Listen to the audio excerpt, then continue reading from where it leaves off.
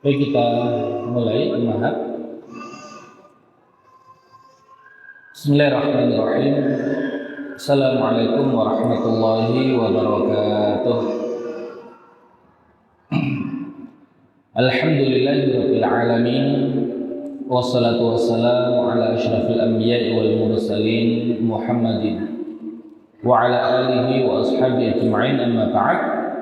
Para umat yang dirahmati Allah Subhanahu wa taala, puji syukur alhamdulillah di pagi hari ini Allah Subhanahu wa taala kembali mengumpulkan kita di tempat yang mulia ini untuk sama-sama bertalaqul ilmi, melanjutkan kajian tadabbur Al-Qur'an dari surah An-Nisa yang alhamdulillah di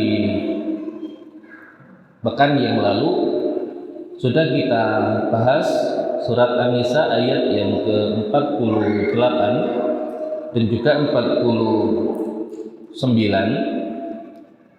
di mana di ayat yang ke-48 Allah Subhanahu wa taala berfirman, "Innallaha la yaghfiru ay yushraka bihi wa yaghfiru ma duna dzalika liman yasha. Wa man yusyrik billahi faqad iftara itsman 'azima."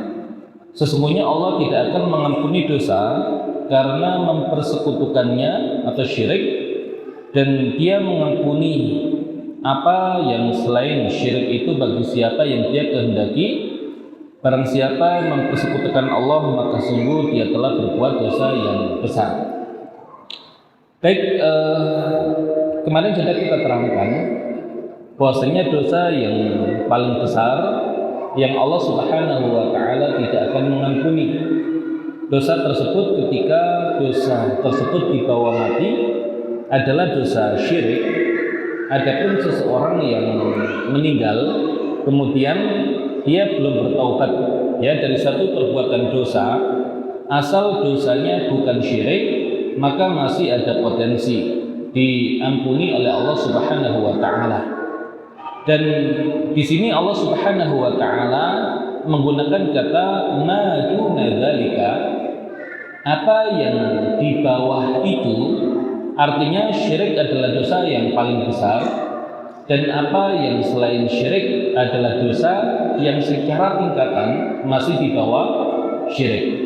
Makanya Allah Subhanahu wa taala menggunakan kata ma duna. Kata duna menunjukkan sesuatu yang rendah. Makanya langit pertama disebut dengan as-sama ad-dunya, langit yang paling dekat, langit yang paling rendah. Kemudian kehidupan kita disebut kehidupan dunia, karena dia kehidupan yang paling dekat dengan kita, dan dia adalah kehidupan yang rendah untuk dijadikan sebagai tujuan akhir kehidupan. Dan sudah kita terangkan perbedaan antara syirik besar dan syirik kecil. Apa bedanya umat? Kalau syirik besar apa?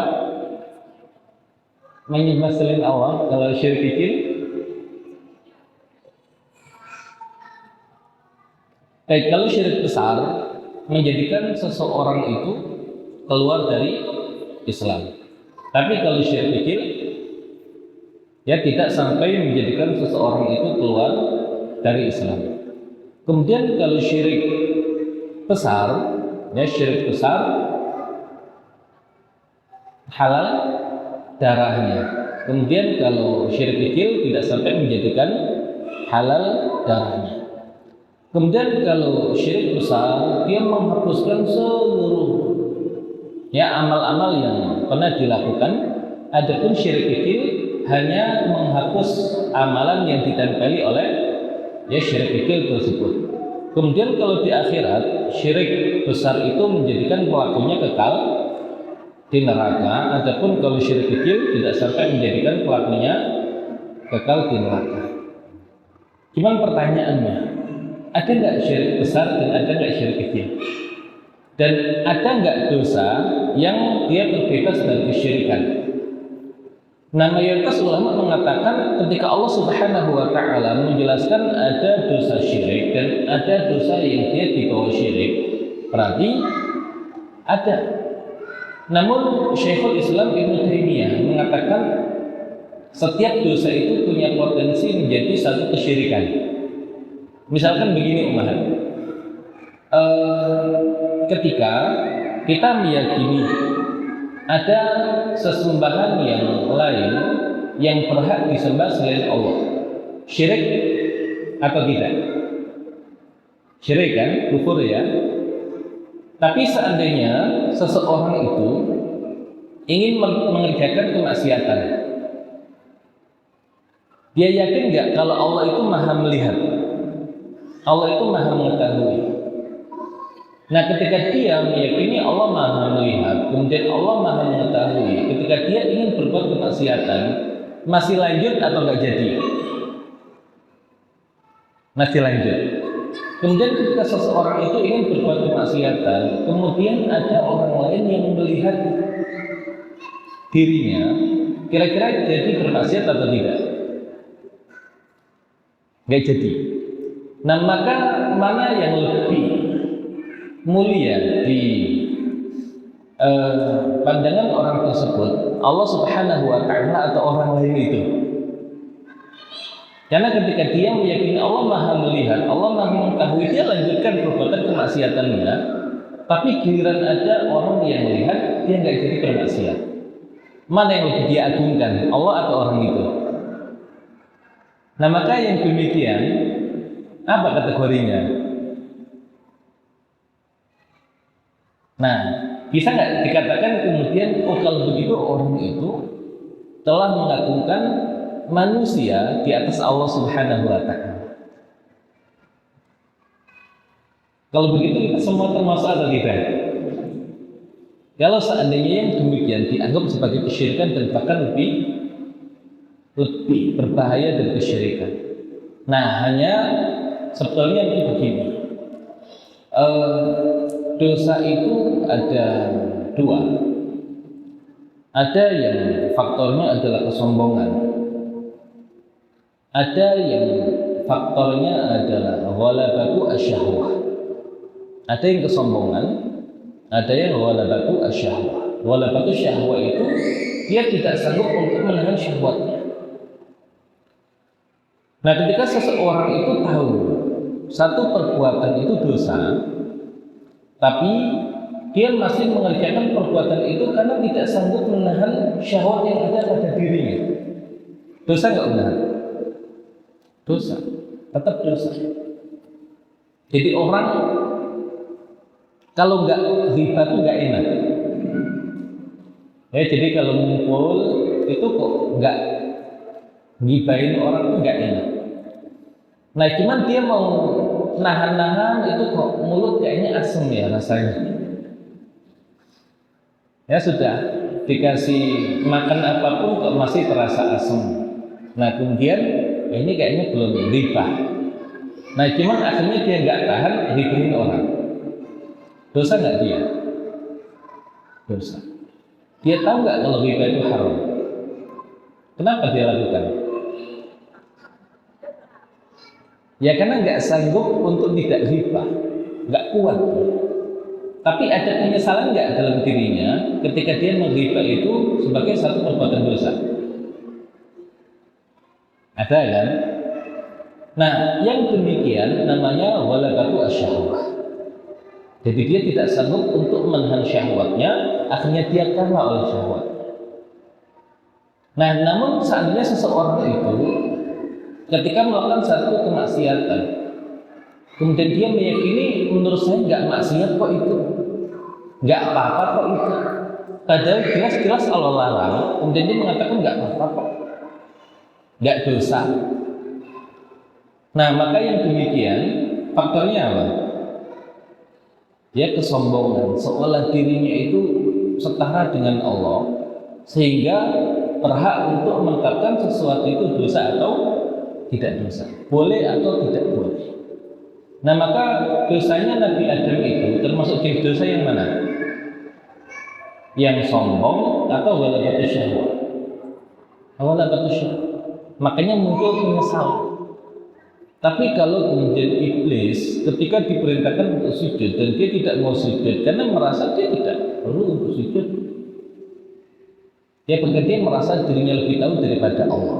Nah, itu dosa yang faktornya adalah kesombongan, seolah dirinya besar sehingga merasa setara dengan Allah. Nah, sehingga walaupun tadi ya seseorang itu tahu Allah Maha melihat, Allah Maha mengetahui, kenapa masih bermaksiat? Bukan karena kemudian tidak memandang Allah, tapi memang saking lembutnya Allah seolah dia tidak diawasi. Ya, sehingga ketika ada dorongan syahwat dia masih lakukan. Tapi berbeda ketika dia melihat orang lain itu sedang perhatikan dia. Nah, itu kan nggak enak. Ya, ketika ingin berbuat kemaksiatan akhirnya dia tidak jadi mengerjakan kemaksiatan.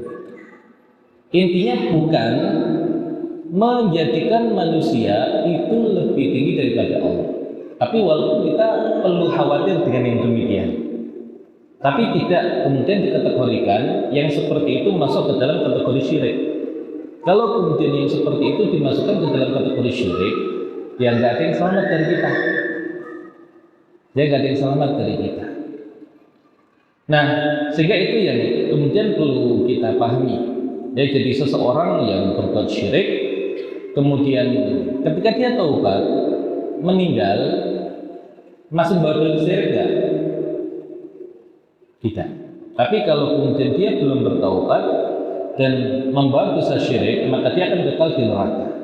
Tapi seseorang yang dia tidak mengerjakan perbuatan syirik, tapi dosa-dosa yang lain, kemudian dia belum sempat bertaubat dan meninggal, masuk neraka nggak Umar? Tergantung tahta masyiatillah. Ya, tergantung kehendak Allah. Kalau Allah berkehendak menghukum dia, ya Allah hukum. Kalau Allah berkehendak mengampuni dia, Allah ampuni. Baik, ini yang kemarin kita terangkan. Kemudian di ayat yang ke-49, alam tara ilal ladzina yuzakkuna anfusahum. Tidakkah engkau perhatikan orang-orang yang menganggap dirinya suci, yaitu orang-orang Yahudi dan Nasrani. Balillah yuzakki man yasha, akan tetapi Allah itu yang mensucikan siapa yang dia kehendaki, wala yudlamuna fatilah, dan mereka tidak dizalimi sedikit pun. Orang-orang Yahudi ya dan orang-orang Nasrani mengatakan la yadkhulul jannah illa man kana hudan au nasara, tidak akan masuk surga kecuali hanya orang Yahudi atau orang Nasrani. Jadi seolah mereka menganggap diri mereka itu adalah yang satu-satunya masuk surga. Yahudi mengklaim demikian, Nasrani mengklaim demikian. Pertanyaannya, apakah sama klaim mereka dengan klaim umat Islam yang mengatakan ya insya Allah umat Islam adalah umat yang Allah terima agamanya dan akan masuk surga? Sama atau beda? Ya, sama atau beda? Apakah ketika ada orang Islam kemudian mengatakan ya orang Islam pasti masuk surga, apakah termasuk mentazkiyah dirinya sendiri? Sebagaimana orang Yahudi pasti masuk surga, misalnya masuk neraka itu paling beberapa hari. Ya, kemudian orang Nasrani juga mengklaim ya mereka pasti akan masuk surga. Nah, berbeda. Kenapa? Karena ungkapan orang Yahudi bahwasanya mereka akan masuk surga tidak punya dasar. Ya, termasuk orang Nasrani ketika mengklaim dirinya itu dia akan masuk surga tidak ada dasar. Tapi umat Islam mengatakan orang Islam itu akan masuk surga. Ada dasarnya enggak? Ada. Ya, dasarnya dari Al-Quran atau hadis Nabi Muhammad SAW. Artinya bukan berarti kemudian kita mengatakan ya belum tentu di antara kita itu nanti pasti masuk surga. Bisa jadi yang Buddha masuk surga, yang Islam tidak, atau yang Kristen masuk surga, yang Islam tidak. Mungkin nggak yang demikian. Maka kita harus siap. Ya, di luar agama Islam tidak akan masuk surga. Kemudian umat Islam pasti akan masuk surga. perkara mampir dulu atau tidak ke neraka itu kan urusan yang lain. Tapi ketika ada seseorang mengatakan, bisa tidak Allah menjadikan orang yang di luar agama Islam masuk ke dalam surga? Bisa nggak?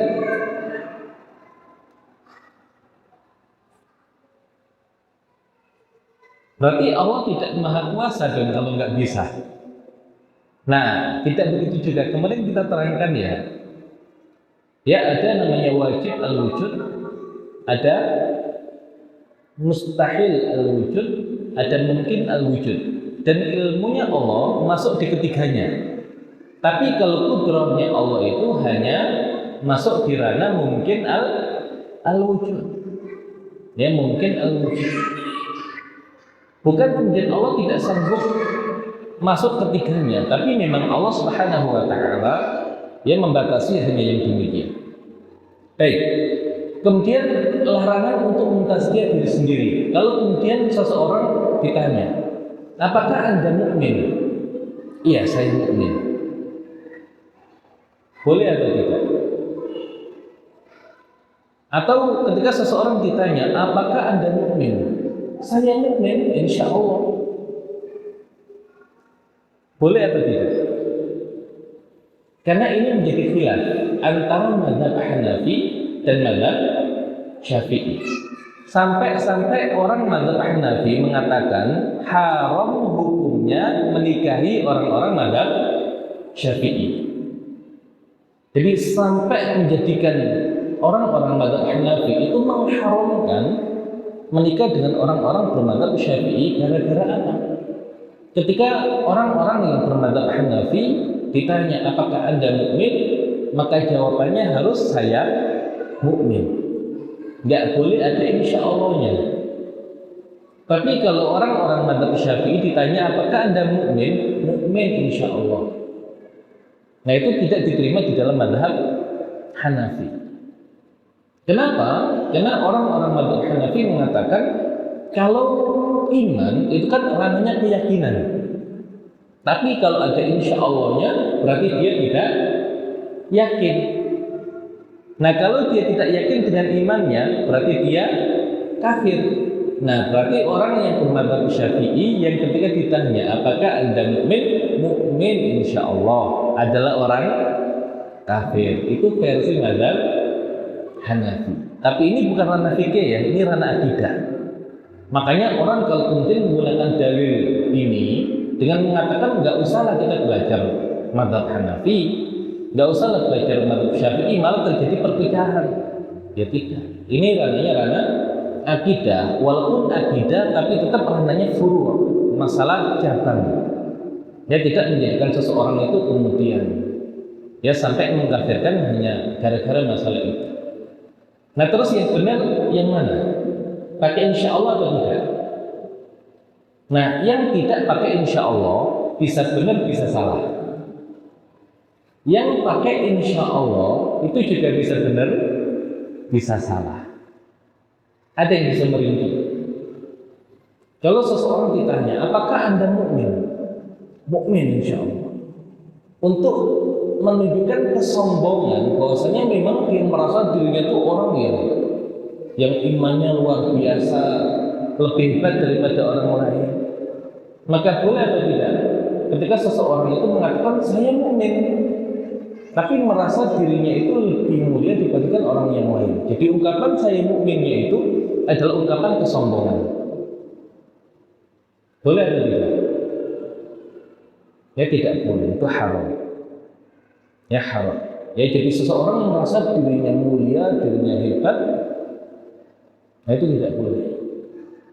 Ya makanya orang bertakwa itu adalah orang yang dia merasa orang lain ada kemungkinan lebih mulia daripada dia. Ya dia merasa masih kurang sehingga terus meningkatkan keimanan dan ibadahnya. Baik. Tapi kalau ketika seseorang mengatakan saya mukmin, tidak untuk menunjukkan kesombongan, tapi min babil khabar, hanya untuk mengabarkan statusnya dia adalah seorang mukmin. Boleh atau tidak? Boleh, bahkan harus. Ya, karena kalau tidak mukmin kan kita nggak tahu nanti cara memperlakukan dia seperti apa. Kan beda cara memperlakukan mukmin dengan orang di luar Islam. Nah, sehingga boleh seseorang itu mengatakan saya mukmin untuk mengabarkan bahwasanya status orang tersebut adalah orang Islam, orang beriman, tapi tidak boleh ketika seseorang mengatakan saya mukmin menunjukkan kesombongan dan merasa dirinya paling hebat dalam keimanan. Nah, sama halnya ketika seseorang mengatakan saya mukmin insya Allah. Nah, insya Allahnya itu bukan apa namanya umat. Apalagi kalau hari ini ada insya Allah itu ragu kita. Saya pinjam uangnya ya, nanti tanggal 10 saya kembalikan insya Allah. Nah, asal ada insya Allahnya, oh nggak jadi deh saya pinjami. Ya, karena nggak bakal tanggal 10 mengembalikan.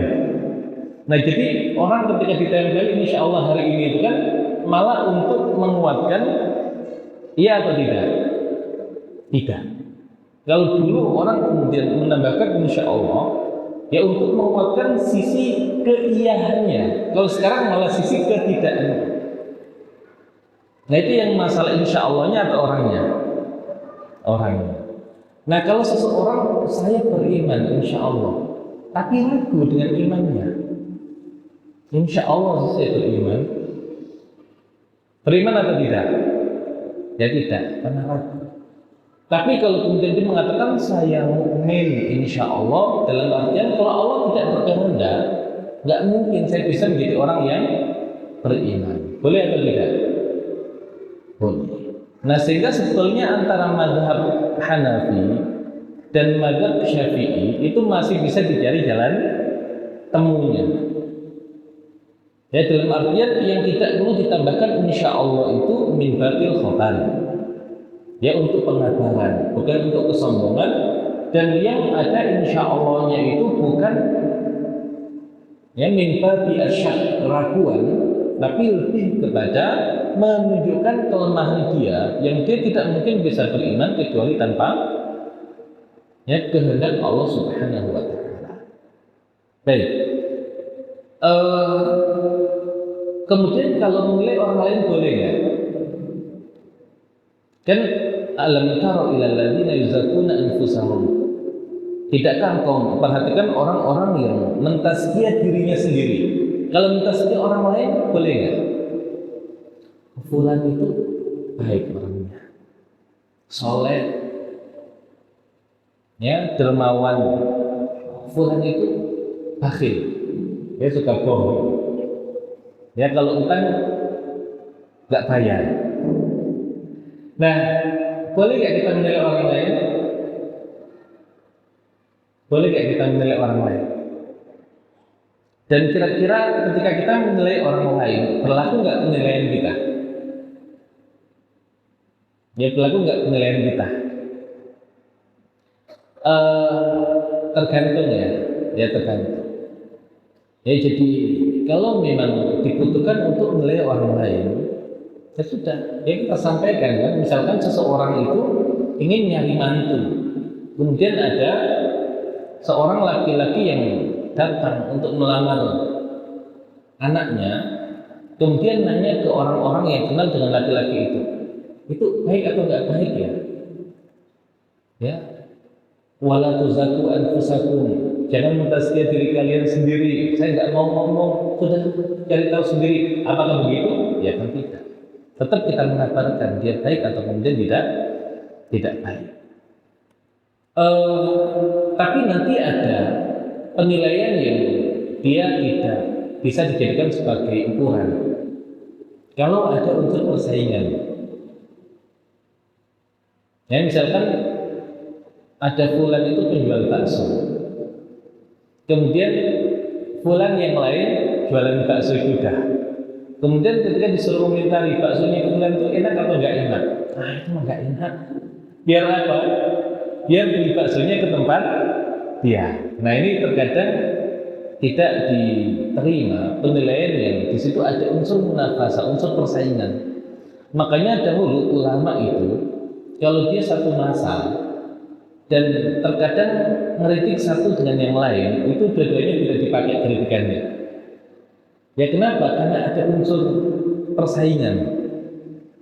Ya makanya kalau tidak salah sampai ada buku namanya Tahasudul Ulama, saling hasadnya para ulama. Jadi yang mazhab Syafi'i mengkritisi yang Hanafi, yang Hanafi mengkritisi yang Syafi'i. Ya ketika semasa atau misalkan ulama bidang tertentu mengatakan oh ini bidang ini nggak terlalu penting, ini enggak. Nah itu terkadang begitu. Pernah dengar ungkapan begini nggak Umar? Ada kitab tafsir yang dikomentari oleh ahli tafsir yang lain dengan mengatakan fihi kullu syai'in tafsir. Di dalamnya itu semua hal kecuali ilmu tafsir. Padahal itu kitab tafsir. Dikomentari oleh ulama tafsir yang lain dengan mengatakan di dalamnya terdapat semua hal kecuali tafsir. Itu kira-kira memuji atau ngejek?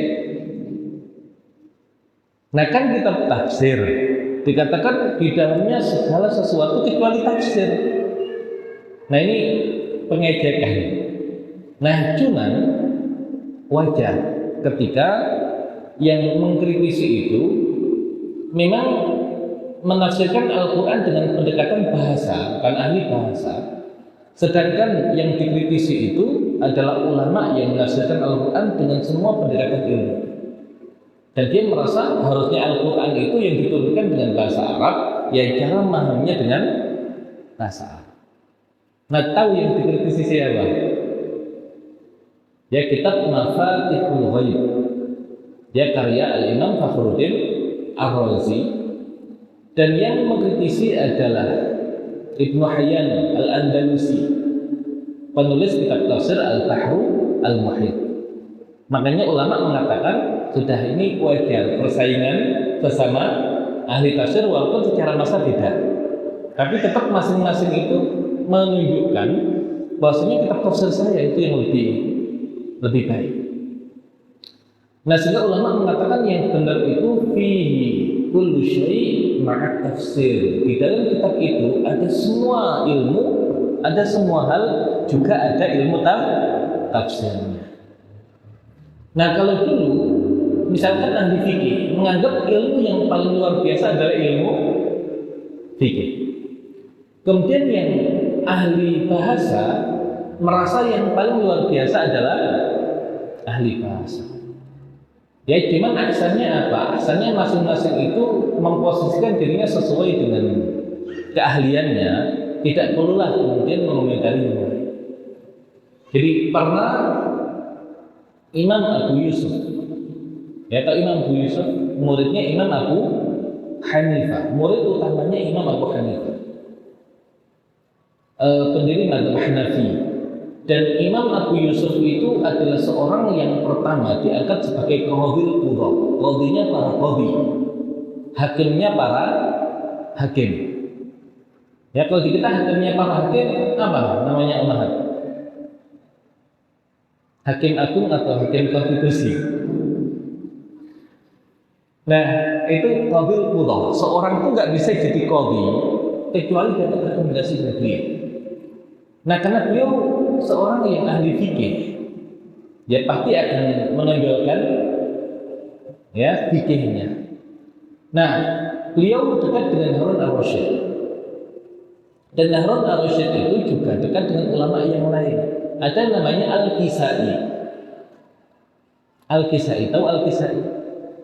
Nah ini yang termasuk belajar ilmu qiraah. Salah satu dari 7 qurra itu Al-Kisai. Dan di bidang nahwu dia termasuk ulama, ya ulama mazhab Kufah. Nah, karena merasa Imam Abu Yusuf itu terlalu melebih-lebihkan fikih, akhirnya beliau kasih pertanyaan isi. Ya wahai Imam, kalau ada orang yang datang kepadamu kemudian mengatakan ana qatilu abika, apa artinya? Ana qatilu abika. Yang belajar bahasa Arab, ana saya. Qatilu pembunuh. Ya, qatil itu pembunuh. Abika, ayahmu. Aku pembunuh ayahmu. Kemudian datang orang lain mengatakan ana qatilun abaka. Apa artinya? Anak saya qatilun pembunuh abaka, bapakmu. Jadi kalau kita terjemahkan ke dalam bahasa Indonesia, terjemahannya sama. Tapi kalau dalam bahasa Arab beda. Ana qatilu abika, ini mudhaf ilaih. Ya, jadi abi di situ jadi mudhaf ilaih. Ana qatilun abaka. Ya, qatil di situ adalah isim fa'il ya'malu 'amalal fi'li. Abaka jadi maf'ul bihi. Kemudian beliau bertanya, yang engkau hukum yang mana? Yang mana Umar? Nah, ini kalau apa namanya tidak dipahami, ini pertanyaan jebakan. Sebetulnya substansinya itu kan bukan diredaksi kan. Intinya yang bunuh siapa sih? Kan gitu. Ya, jadi kira-kira yang mana yang bunuh? Yang pertama atau yang kedua? Yang pertama atau yang kedua Umar? Anak qatilu abika, dengan anak qatilun abaka. Nah, kemudian Imam Abu Yusuf mengatakan, ya, saya kan hukum yang kedua. Kata Harun ar-Rasyid, salah. Harusnya yang pertama. Ya, harusnya yang pertama. Nah, Harun ar-Rasyid khalifah, tapi ngerti. Ya, karena khalifah juga tetap belajar. Ya, khalifah juga tetap belajar. Dia ahli ilmu. Nah, kenapa yang benar itu adalah anak qatilu abika? Kalau di Al-Quran kan ada ayat begini, wala taqulanna li syai'in inni fa'ilun dzalika ghadan. Dan jangan kamu mengatakan terhadap sesuatu, aku melakukannya, pasti melakukannya ghadan, besok. Sudah melakukan atau belum? Nah, fa'ilun dzalika ghadan. Ditanwin ya, fa'ilun dzalika ghadan. Sudah atau belum? Belum. Kan ada kata ghadannya. Berarti orang yang mengatakan ana qatilun abaka sudah guna atau belum? Belum. Tapi kalau kemudian di Al-Qur'an, alhamdulillahi fatiris samawati wal ardh. Segala puji bagi Allah pencipta langit dan bumi. Fatiri as-samawati, dia tidak ditanwin, diidhafahkan. Allah sudah menciptakan bumi dan langit atau belum? Sudah. Berarti kalau ada orang mengatakan ana qatilu abika, sudah atau belum? Sudah. Yang mana yang dihukum? Yang pertama.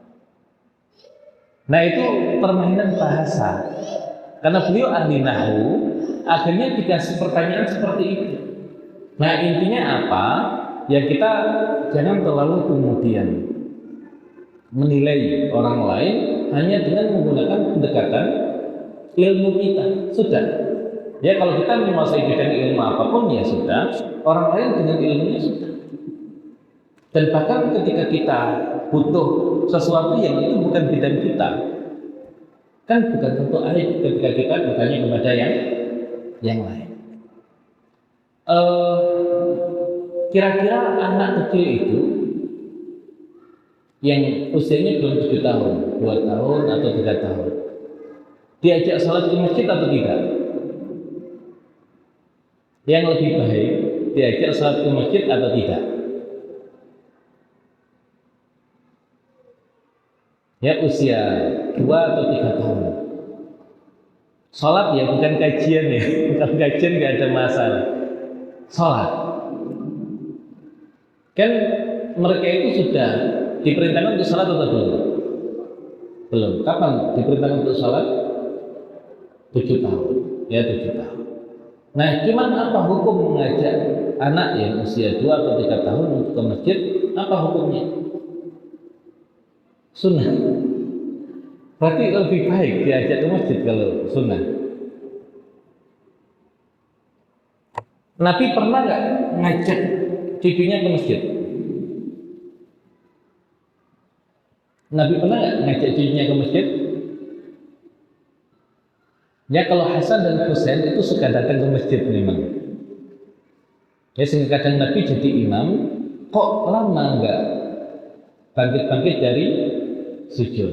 Ya ternyata dinaiki cucunya Hasan atau Husain. Juga ya Umamah anaknya Zainab itu juga pernah diajak oleh Nabi. Ya ketika Nabi bangkit kemudian digendong. Ketika nanti Nabi rukuk dia diletakkan kembali. Ya, kemudian diletakkan kembali. Nah artinya boleh atau tidak mengajak anak kecil ke masjid? Boleh atau tidak? Boleh. Tapi mana yang lebih baik mengajak anak kecil ke masjid atau tidak?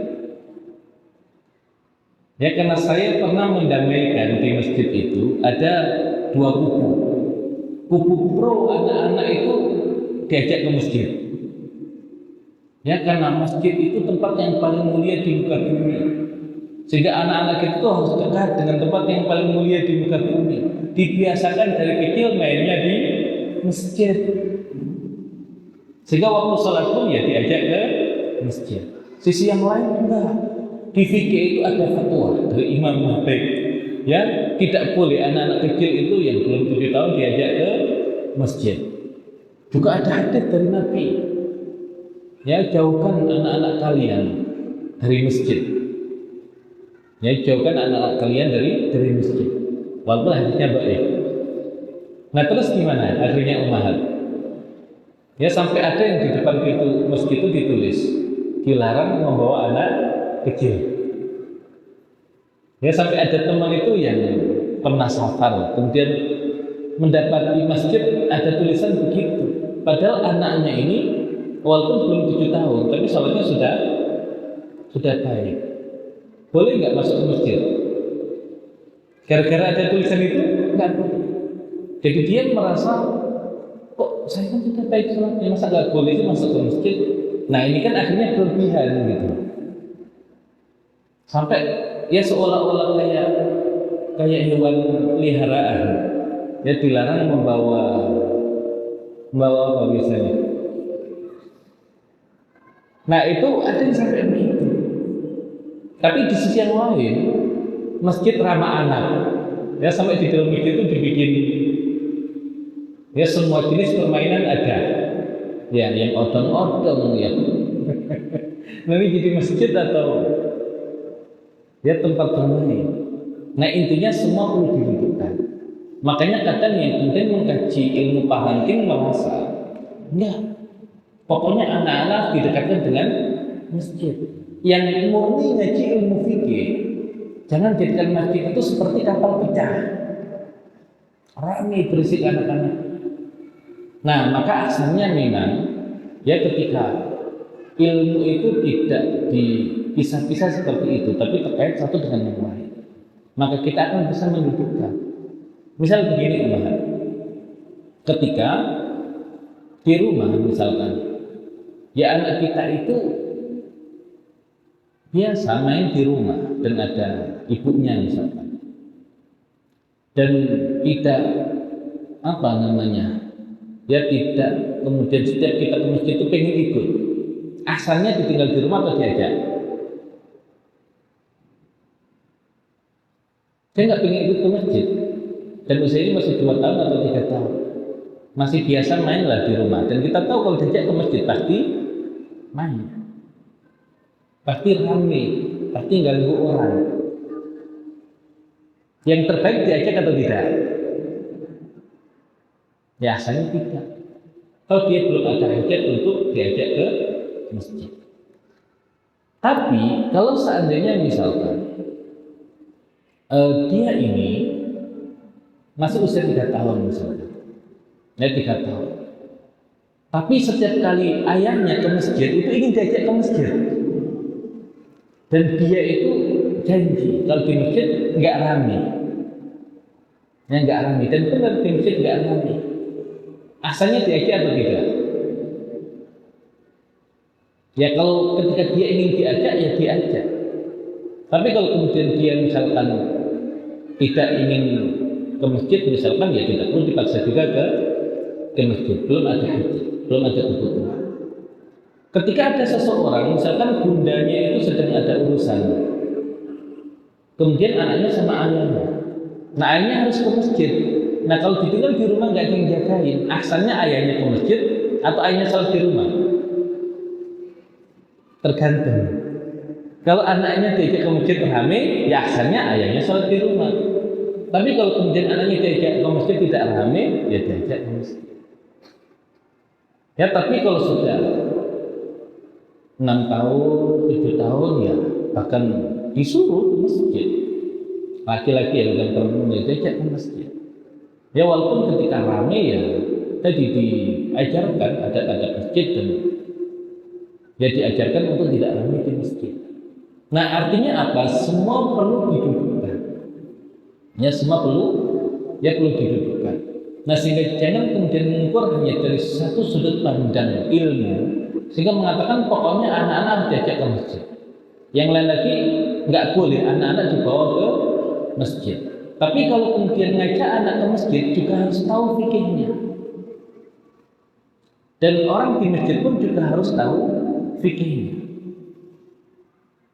Kan ada anak yang misalkan suka lari-lari di depan orang sholat.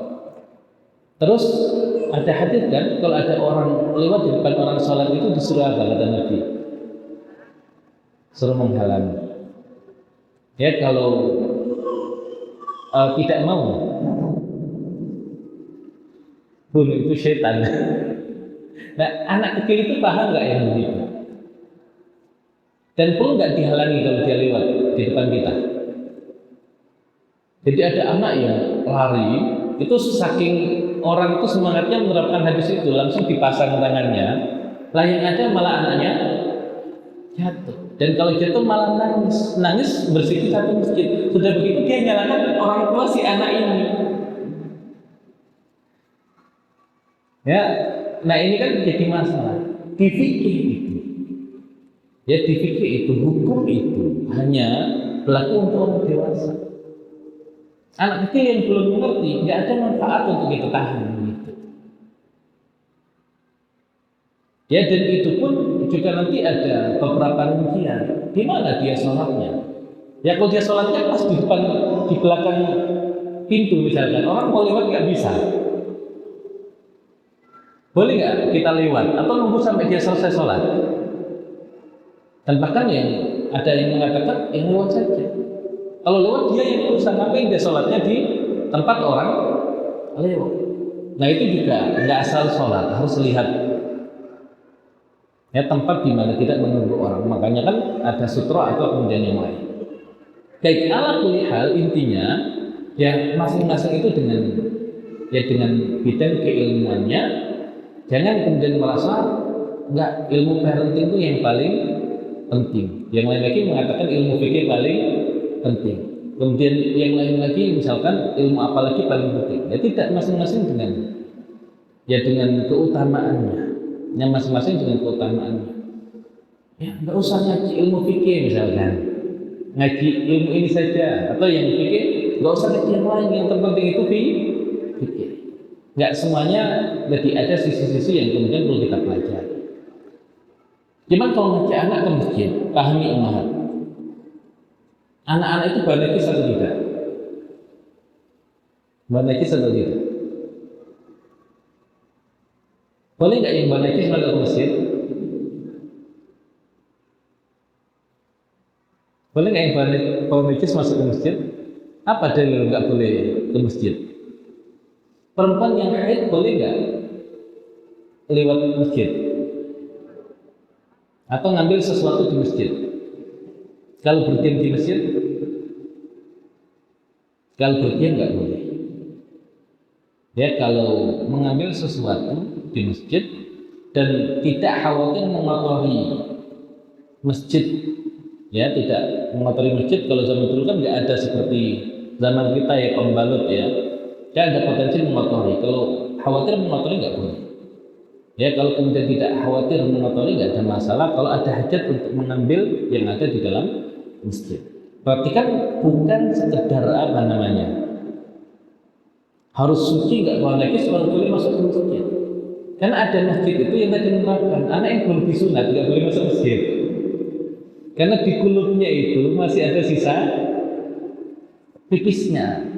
Nah itu kan dengan dalil nggak boleh kok najis ke masjid. Nah itu kan nggak ada dasar gitu loh. Bukan itu. Cuman orang tua harus tahu ketika anaknya misalkan pakai pampers, kemudian belum sunat, ketika sholat bisa nggak digendong? Nangis digendong. Ya berarti dia bawa najis. Nah itu nggak sah itu sholatnya. Nah sisi itu yang perlu diperhatikan. Ya jadi ketika ngajak anak ke masjid, ya fikih yang berkaitan dengan najis itu juga perlu kita pahami. Ya perlu kita pahami. Ya ala kulli hal. Ya tadi ya tidak boleh seseorang itu mentazkiyah dirinya sendiri. Ya nanti disebutkan di ayat yang lain. Kalau di sini adalah orang-orang Yahudi, orang-orang Nasrani yang mereka itu mentazkiyah diri mereka. Ya karena mereka merasa nahnu abna'ullahi wa ahibbahu. Kami ini anak-anaknya Allah dan para kekasihnya. Nah nggak ada dasar ya dari yang demikian, mereka hanya mengklaim sepihak. Nah itu yang tidak boleh. Ya itu tidak boleh. Ya, dan kalau kemudian ada orang baik, ya baiklah menurut penilaian orang, tapi kafir, masuk surga atau neraka? Atau beretorika kita jawabnya, ya kalau Allah berkehendak ya insya Allah bisa sih masuk surga. Apakah begitu? Ya enggak. Asal dia kafir jelas masuk neraka. Ya enggak perlu kemudian kita basa-basi ketika memang sudah jelas hukumnya. Tapi bukan berarti ketika nanti ya ada melayat ya ke tetangga yang meninggal dan dia agamanya itu beda. Saya turut prihatin ya, meninggal dalam keadaan kafir. Ya pasti neraka dia. Ya nggak begitu gitu. Ya bedakan konteksnya. Ketika kemudian kita ditanya tentang hukum, ya kita sampaikan. Tapi kalau bermuamalah, ya nggak kita sampaikan itu gitu. Ya saya sedih. Ya sangat sedih. Ini orang baik tapi masuk neraka. Ya nggak begitu juga gitu Muhammad. Baik, nah kemudian undur kaifa yaftaruna 'ala Allahil kadzib. Perhatikanlah betapa mereka mengada-ngadakan kebohongan terhadap Allah, dan cukuplah perbuatan itu menjadi dosa yang nyata bagi mereka. Kita tambah satu ayat 51. Alam tara ilal ladzina utu nasiban minal kitab yu'minuna bil jibti wa taghut. Tidakkah engkau perhatikan orang-orang yang diberi bagian dari kitab Taurat, mereka percaya kepada jibt dan taghut. Ya dua-duanya adalah sesembahan yang disembah selain Allah.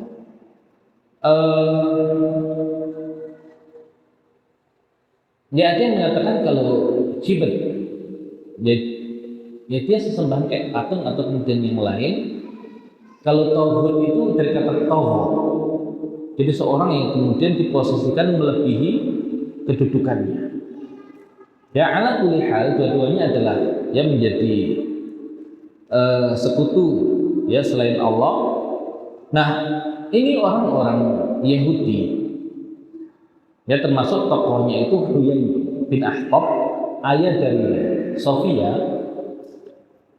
yang ketika mengumpulkan orang-orang musyrikin Mekah dan orang-orang musyrik yang lain untuk menggalang kekuatan menyerang kaum muslimin. Kemudian ketika orang-orang Yahudi ini kan dianggap sebagai orang-orang yang memiliki ilmu dari Alkitab. Nah oleh orang-orang musyrik ditanya, yang lebih mulia itu kita atau Muhammad? Ya jadi orang-orang musyrik itu nanya kepada tokoh Yahudi ini, yang lebih mulia kita atau Muhammad? Menurut keyakinan Yahudi, mana yang lebih mulia? Islam atau orang-orang musyrik itu? Ya Islam. Ya, mereka juga meyakini kebenaran Islam walaupun kesombongan mereka menghalangi mereka untuk menerima keislaman. Nah, tapi ketika ditanya oleh orang-orang musyrik, siapakah yang lebih lurus jalannya? Oh, kalian tuh lebih lurus jalannya dibandingkan Muhammad. Bohong atau tidak? Bohong. Kenapa dia bohong? Ya hanya sekedar untuk mendapatkan dukungan. Ya, ini kan apa namanya? Orang yang tahu kebenaran, tapi dia dustai hati nuraninya hanya untuk kepentingan duniawi, ya, mencari dukungan dari pihak lain. Kira-kira hari ini banyak nggak orang-orang yang modelnya begitu? Ya, dia dulu ngomongnya apa, sekarang ngomongnya apa, dan merasa nggak bersalah dengan yang dia omongkan. Jadi mungkin kita kan ketika melihat ayat ini, masa ada sih orang yang begitu? Dan hari ini Allah tunjukkan banyak sekali orang yang begitu. Ya, terlebih urusan apa?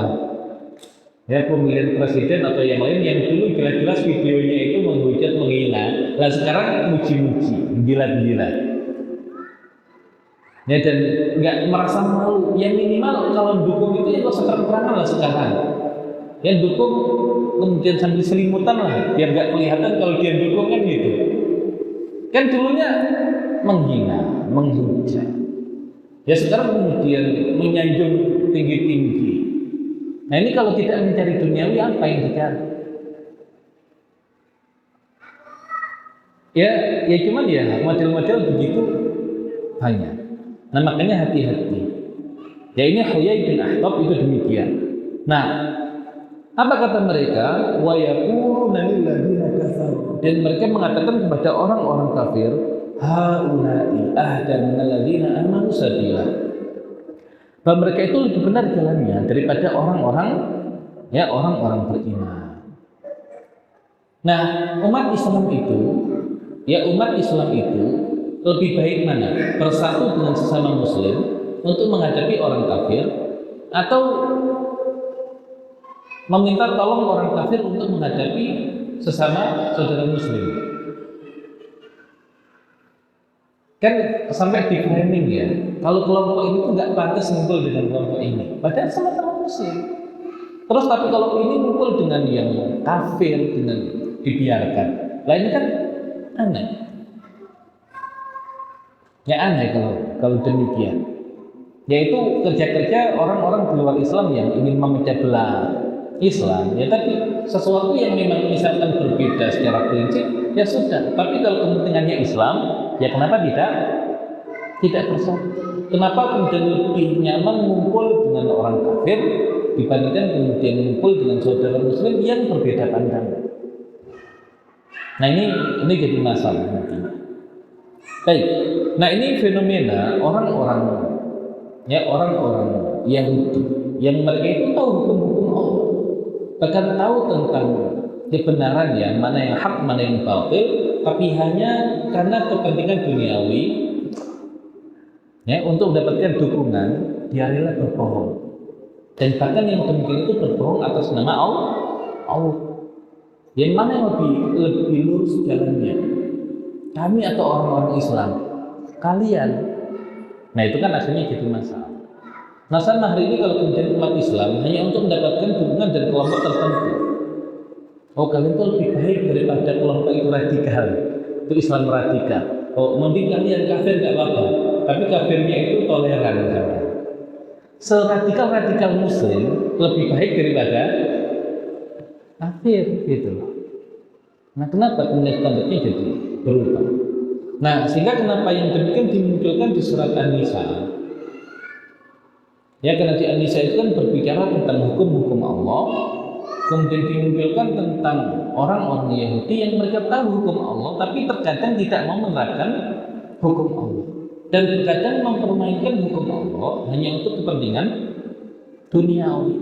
Maka jangan sampai kemudian umat Islam mengulang yang sama seperti yang dilakukan oleh orang-orang Yahudi. Ya, oleh orang-orang Yahudi.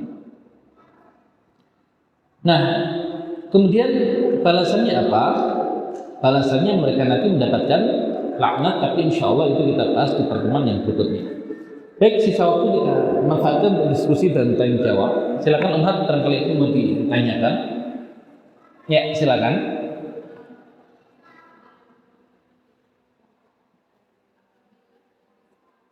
Hmm.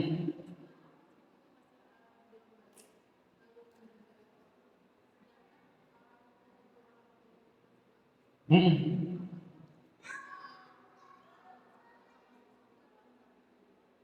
Hmm. Anaknya, anaknya belum balik. Orang tuanya kafir. Hmm. Hmm.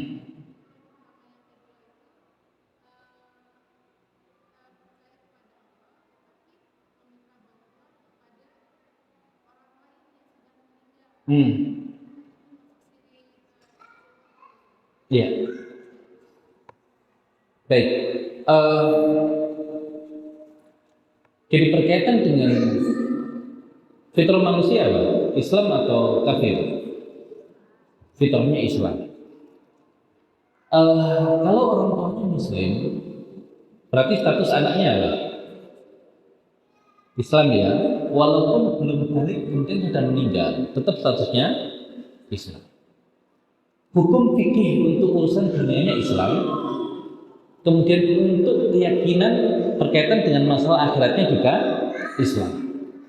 Tapi kalau kemudian anaknya orang kafir, anaknya orang kafir, nanti ada hukum fikih dunianya. Bisa nggak diperlakukan seperti anak orang Islam? Bisa nggak? Ya tidak bisa. Dia tetap kemudian secara hukum fikih ya statusnya seperti anak orang kafir. Nah, ada pun status akhiratnya seperti apa kalau dia belum balik tapi sudah meninggal. Nah, nanti ada beberapa pendapat ya. Dia mengatakan asal belum balik berarti tetap ada kefitrahannya. Tapi ada yang berpendapat, nah anak orang kafir yang belum balik kemudian meninggal itu nanti akan diuji. Ya, apakah tetap pada fitrahnya atau geser? Ya, ketika di pertanyaan alam kubur itu, ketika dia sukses menjawab, ya akhirnya dia tetap berada pada kefitrahannya. Kalau tetap pada kefitrahannya, berarti dia masuk Islam. Apa masuk surga? Tapi kalau kemudian ternyata ditanya menurut Yesus, ya berarti kan dia sudah terpengaruh oleh lingkungan sekitarnya sehingga tidak pada fitrahnya, yang masih ada potensi untuk masuk neraka. Jadi artinya ada dua pandangan di kalangan para ulama. Ada yang mengatakan selama dia belum balik sudah dihukumi Muslim, apapun agama orang tua. Tapi ada yang mengatakan enggak, tetap perlu untuk di. Dalilnya apa? Yang seperti itu kisah tentang anaknya orang Yahudi. Ya, Yahudi itu kan sangat memuliakan Nabi, walaupun mereka memiliki Nabi, tapi secara kemuliaan kita tahu kemuliaan Nabi. Kan Nabi itu pernah dekat dengan seorang anak kecil yang kadang bantu Nabi, anaknya orang Yahudi. Nah, ketika anak ini sakit keras, kan Nabi kunjungi ke rumahnya. Kemudian ketika Nabi tahu anak ini sudah sangat parah penyakitnya dan bahkan mau mati, kan Nabi suruh bersyahadat. Anaknya disuruh bersyahadat. Nah, anaknya kan hanya lihat bapaknya. Kemudian apa kata bapaknya? Ikuti perkataan Abdul Qasim. Karena bapaknya tahu namanya bapak ya, tetap ingin kebaikan bagi anaknya. Dan yang kita tahu kebenaran itu ada di Islam. Nah, dia mengizinkan anaknya untuk bersyahadat. Kemudian anaknya bersyahadat, nggak lama mati. Dan Nabi kemudian mengatakan segala puji bagi Allah yang telah memberikan saya kesempatan untuk menyelamatkan anak dari neraka. Nah, seandainya yang belum balik itu pasti masuk surga, nggak mungkin Nabi suruh bersyahadat. Nah, itu dalil. Ya, dalil yang mengatakan anaknya orang kafir ketika meninggal sebelum balik belum tentu masuk. Bisa dipahami Umar? Ya, artinya ada dua pandangan itu. Dan saya lebih cenderung ke yang kedua ya. Artinya dengan diuji nanti oleh malaikat itu untuk melihat apakah dia tetap pada kefitrahannya atau geser. Tapi kalau anaknya orang beriman, jelas itu anaknya orang beriman. Baik, ada pun kemudian berkaitan dengan minta tolong kepada orang yang sudah meninggal. Orang yang sudah meninggal bisa nolong nggak? Tergantung nolong apa dulu. Ya, misalkan begini. Apa hukum minta tolong kepada selain Allah? Boleh atau haram? Bisa boleh, bisa haram. Boleh pada sesuatu yang disanggupi. Tolong ambilkan minum. Bisa nggak mengambilkan minum? Bisa. Nah, sehingga kalau kita minta tolong diambilkan minum, boleh atau tidak? Boleh. Tapi kalau kemudian tolong ya, lancarkan dari segi saya. Bisa nggak dia menjamin kelancaran rezeki seseorang? Enggak. Berarti kalau minta tolongnya di luar kemampuan dia, itu nggak boleh. Tidak boleh. Berarti masuk ke dalam kategori syirik, menyekutukan Allah dengan yang lain. Baik, orang yang sudah meninggal, bisa nolong nggak? Dalam hal apa dulu? Dan dalam hal apa dulu? Nah, kalau kemudian temanya adalah tawasul, tahu tawasul? Tawasul yang diperbolehkan apa saja Allah? Tawasul yang diperbolehkan. Ya, yang pertama tawasul dengan menggunakan asmaul husna. Walillahi asmaul husna fad'uuhu biha. Milik Allah Subhanahu wa taala asmaul husna, maka memohonlah dengan menggunakan asmaul husna itu. Kalau kita mohon ilmu berarti ya alim. Kalau kita minta rezeki ya razaq. Ya, kalau kemudian kita minta apa? Ampunan ya ghafur. Nah, itu tawasul dengan asmaul husna. Yang kedua, tawasul dengan amal soleh. Ya, seperti orang yang terjebak di dalam gua, 3 orang itu kan semuanya bertawasul dengan amal solehnya sampai Allah bukakan pintu gua. Kemudian yang ketiga, tawasul dengan cara minta doanya orang yang masih hidup. Doakan saya ya biar boleh nggak? Biar lulus ujian. Lah kamu kan bisa doa sendiri, kenapa minta didoakan? Ya tetap saya doa sendiri, juga minta didoakan. Ya siapa tahu kalau Anda yang mendoakan itu lebih makbul misalnya. Nah, kalau orang yang dimintai doa sudah mati, apa hukumnya? Bukan minta kepada orang mati, bukan, tapi minta didoakan oleh orang yang sudah mati. Nah, mereka yang kemudian punya keyakinan kayak di Al-Qur'an, wala taqulu liman yuqtalu fi sabilillahi amwat. Jangan mengatakan orang yang meninggal di jalan Allah itu sudah mati, bal ahya, mereka masih hidup. Tuh Allah katakan mereka masih hidup. Berarti kalau mereka masih hidup, kita tadi Mbah, tolong ya doakan saya, ini saya mau ujian. Ya, mintakan kepada Allah biar ujian saya lancar. Tapi mbaknya sudah mati. Apa hukumnya? Dia tidak minta pada mbaknya loh, bukan. Dia hanya minta didoakan oleh mbaknya yang sudah mati. Dengan meyakini mbaknya itu masih hidup karena meninggal di jalan Allah. Nah, model tawasul yang seperti itu ulama berbeda pendapat. Ya, ulama berbeda pendapat. Cuman ahsannya kalau nggak perlu nyoba nggak usah ditiruin. Cuman kalau kita dapati ada orang yang meyakini seperti itu, ya tidak bisa kita katakan sebagai pelaku kesyirikan. Karena dia meyakini saya tidak meminta kepada yang ada di dalam kubur, cuman bertawasul saja. Ya, jadi artinya ada pandangan seperti itu. Walaupun kita tidak meyakini yang demikian, kan tetap kita harus pahami ada pendapat yang berbeda. Nah, tapi kalau misalkan orang itu memang mintanya kepada yang ada di kubur itu, bahasa itu nggak punya anak, sudah nikah 10 tahun, Ya tolong ya Mbak, jadikan saya punya anak. Nah apa hukumnya? Itu syirik ya dengan kesepakatan semua ulama. Ya begitu. Jadi kalau kemudian dia minta kepada yang ada di dalam kubur itu musyrik. Tapi kalau dia tidak minta kepada yang ada di dalam kubur, ya tidak minta kepada yang di dalam kubur. Ya tapi meyakini mereka itu masih hidup sehingga masih bisa mendoakan mereka. Ya kita tidak bisa kafirkan, tidak bisa kita dianggap sebagai musyrik. Ya sudah minimal masuk di ranah khilafiyah yang tadi ada yang membolehkan yang seperti itu. Tapi kalau kemudian kita sendiri, kalau tawasul nyari yang pasti-pasti saja, nggak usah masuk di ranah yang ulama itu berbeda pendapat. Kan bisa pakai tadi asmaul husna, ya kemudian bisa ya menggunakan amal soleh atau minta didoakan yang masih hidup. Tapi juga jangan kemudian akhirnya orang Indonesia itu sukanya jalan-jalan ke kuburan, itu kuburin kafir semua mereka itu kan habis nanti orang Islamnya. Ya artinya nggak sampai se ekstrim itu. Jadi apa yang menjadi keyakinan kita pegang, tapi ketika ada pandangan yang lain kita hormati sebagai satu pandangan.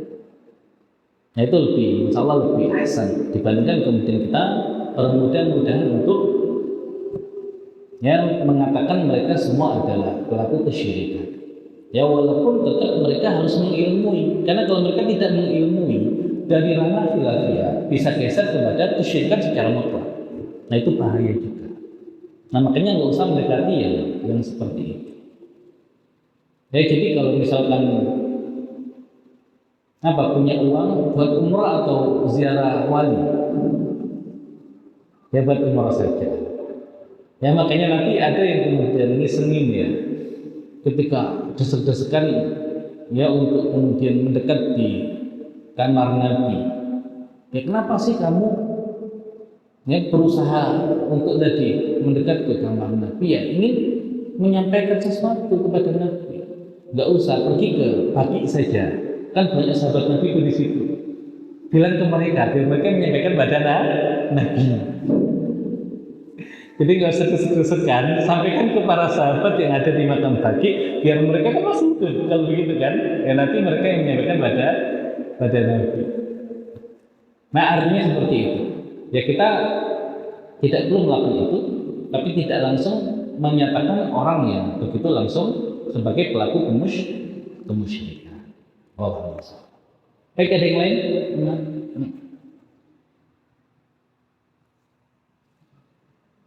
Waalaikumsalam warahmatullahi wabarakatuh. Hmm. Hmm.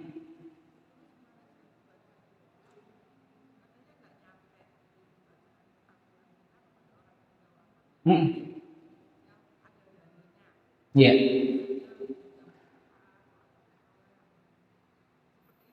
Hmm.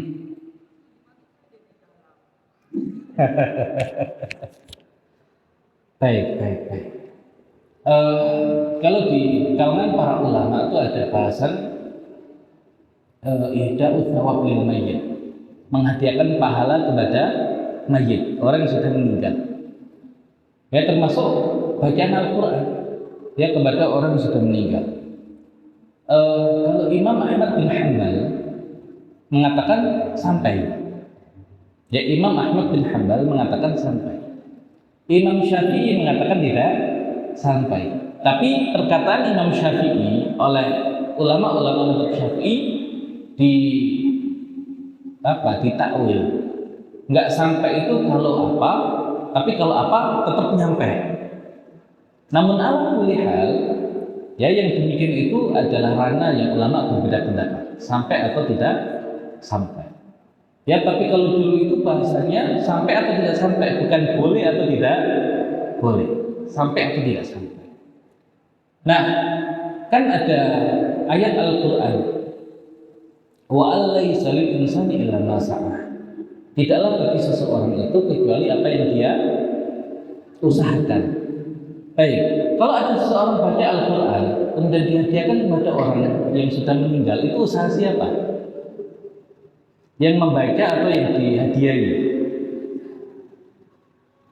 Nah, kan ayatnya mengatakan hanya apa yang diusahakan. Nah, terus bagaimana kita mengkompromikan dengan penjelasan para ulama yang mengatakan yang demikian itu sampai? Misalkan begini, Umar, saya baca Al-Quran, dapat pahala nggak? Tergantung. Ya, saya nggak mau baca Quran di situ. Yaitu berkatnya cuma sedikit. Jadi nggak ramai tahlilannya. Wah, itu kaya itu, nanti biasanya pulang tuh dapat amplopnya tebel. Nah, yang begitu itu sejak awal niatnya sudah salah. Dia baca Quran itu nggak ada pahalanya, maka ikhlas kok. Yang nggak ikhlas kemudian mau dikirim apa yang mau dikirim gitu. Makanya Imam Ahmad yang mengatakan sampai pun harus diperhatikan. Yang menghadiahkan itu memang orang yang tadi ikhlas di dalam baca. Makanya yang paling aman itu adalah keluarga sendiri. Nah begitu. Nah tapi masalah sampai atau kemudian ya tidak sampai. Ya kalau kita kaitkan dengan tidaklah seseorang itu mendapatkan ya pahala kecuali hasil usahanya sendiri. Baik, mungkin nggak Umahat, mungkin nggak. Ketika saya baca Al-Quran, kemudian dapat pahala. Pahalanya saya kirimkan kepada fulan yang sudah mati, tanpa ada sebab apapun. Pokoknya saya kirim kepada fulan, mungkin nggak? Atau saya merasa fulan itu seorang yang punya jasa pada saya, dulu yang ngajari saya, kemudian ketika dia mati, saya ingin memberikan kebaikan buat dia. Nah berarti ada usaha nggak dia di amal yang saya kerjakan tadi? Ada. Karena yang menjadi penggerak saya mengerjakan itu adalah kebaikan fulan di waktu yang lampau ketika dia masih hidup. Ya sama misalkan ketika tiba-tiba kita tergerak untuk menyolatkan jenazah, apakah tiba-tiba kemudian kita tergerak? Kan pasti Allah yang menggerakkan. Dan kenapa Allah gerakkan? Ya kan kebaikan dan kesolehan orang yang meninggal tersebut. Artinya dengan cara pandang seperti itu, tetap menghadiahkan pahala kepada orang yang sudah meninggal, tidak bertentangan dengan ayat yang mengatakan wa alaisa lil insani illa ma sa'a. Ya kan, tetap orang yang mendapatkan kiriman pahala itu dia ada andil, sampai orang yang hidup saja mau mengirimkan pahala buat dia. Ya buat dia.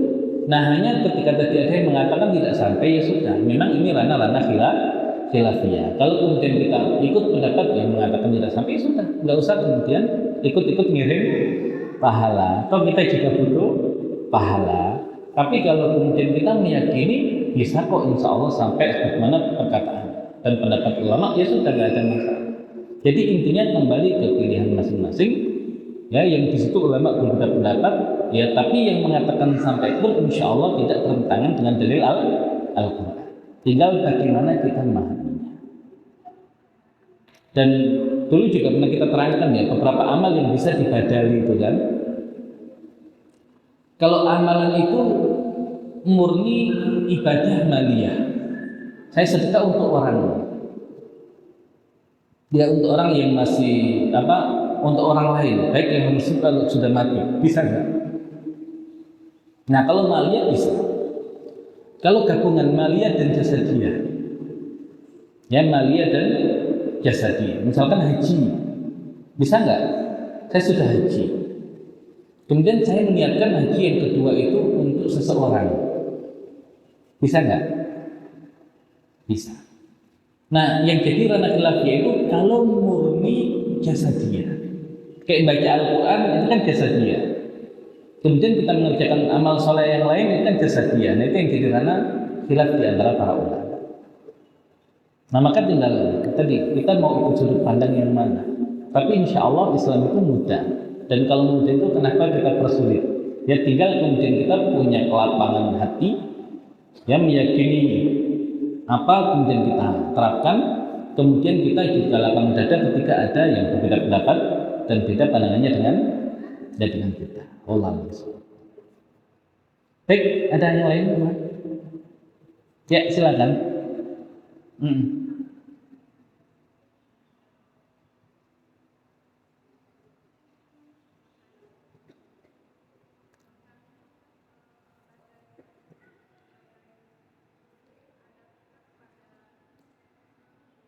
Mm-mm.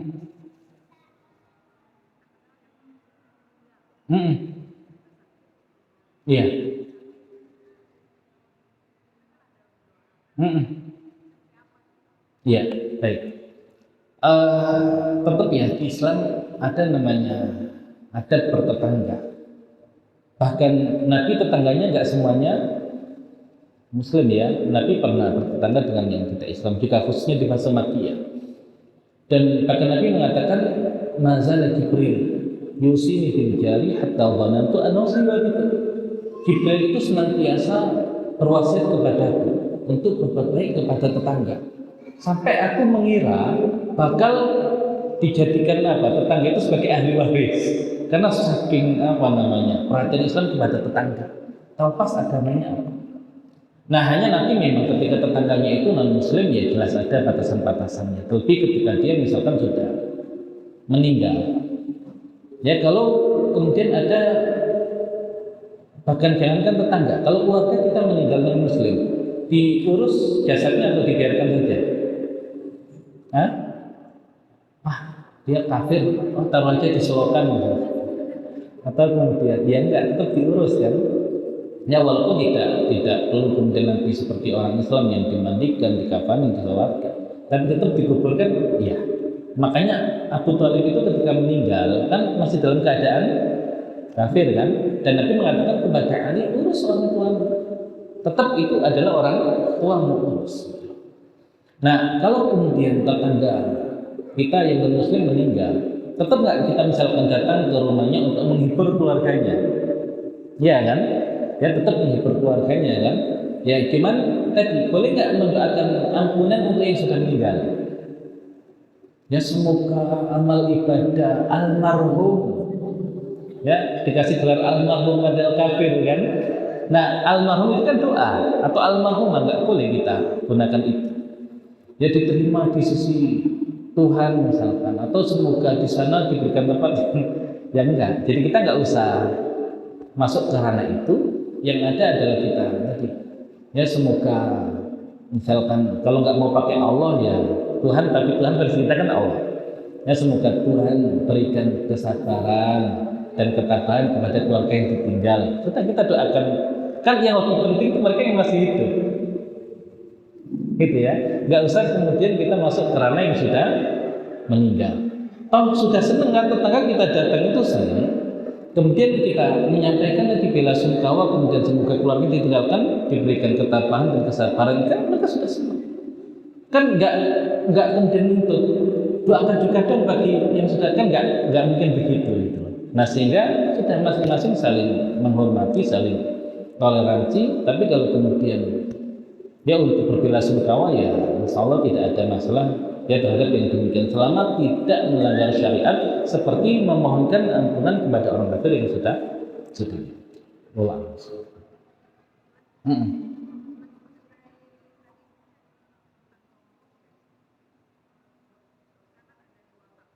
Ya,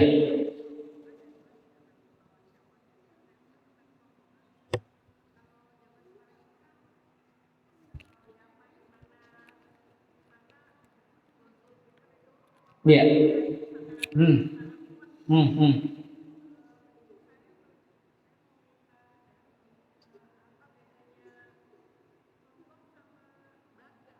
hmm,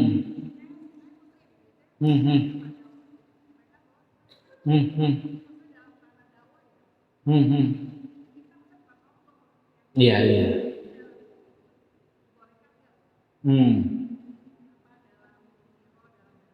hmm, hmm, hmm, hmm. Baik.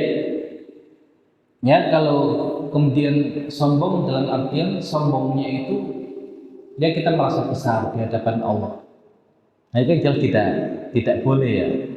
Tapi kalau kemudian bangga tadi, ya Islam itu harus ada izzah, harus ada kebanggaan, harus ada kemuliaan. Makanya dahulu di beberapa masa pasca Nabi Muhammad SAW itu nanti aturan-aturan terkait dengan orang Islam dan ahli dhimmi, kafir dhimmi itu juga dibedakan. Ya, jadi Islam itu harus ditinggikan. Jadi nggak ada masalah dengan yang demikian. Itu bukan kesombongan yang terlarang ya, tapi lebih kepada menunjukkan ya ketinggian Islam dibandingkan dengan yang lain. Tahu sahabat Abu Dujana? Tahu Abu Dujana? Ya, Abu Dujana itu ya ketika Nabi punya pedang, mengatakan siapa yang siap mengambil pedang ini, ya untuk menjalankan semua yang menjadi konsekuensinya, ya apapun yang jadi pedang itu. Kan nggak ada sahabat yang berani ngambil. Ya, yang berani ngambil adalah Abu Dujana. Nah, Abu Dujana itu sahabat yang pakai ikat kepala merah. Kalau dia sudah pakai itu udah nggak takut apa-apa dia.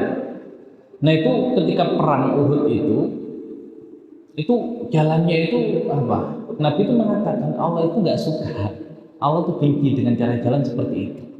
Jadi kayak angkuh gitu. Ya kecuali di momen yang seperti ini. Ya ketika di depan orang-orang kafir itu menunjukkan kebanggaan, itu nggak ada masalah dengan yang demikian. Jadi intinya yang tidak boleh itu ketika kita merasa besar di hadapan Allah itu kesombongan. Tapi kalau kemudian di hadapan orang-orang di luar Islam dan kita menunjukkan tentang ketinggian dan kebesaran Islam, nah insya Allah itu bukan kesombongan. Dan bahkan itu sesuatu yang harus dimunculkan dan harus dipunyai oleh orang-orang Islam. Baik ya, insya Allah kita sambung di pertemuan yang lain. Ya sudah jam 11 kurang. Baik ya, demikian barangkali kajian kita di pagi hari ini. Insya Allah kita sambung di pertemuan yang berikutnya. Kita tutup kajian kita dengan baca alhamdulillah dan doa kafatul majlis. Alhamdulillahirabbil alamin. Subhanakallahumma bihamdika asyhadu an la ilaha illa anta astaghfiruka wa atubu ilaik. Assalamualaikum warahmatullahi wabarakatuh.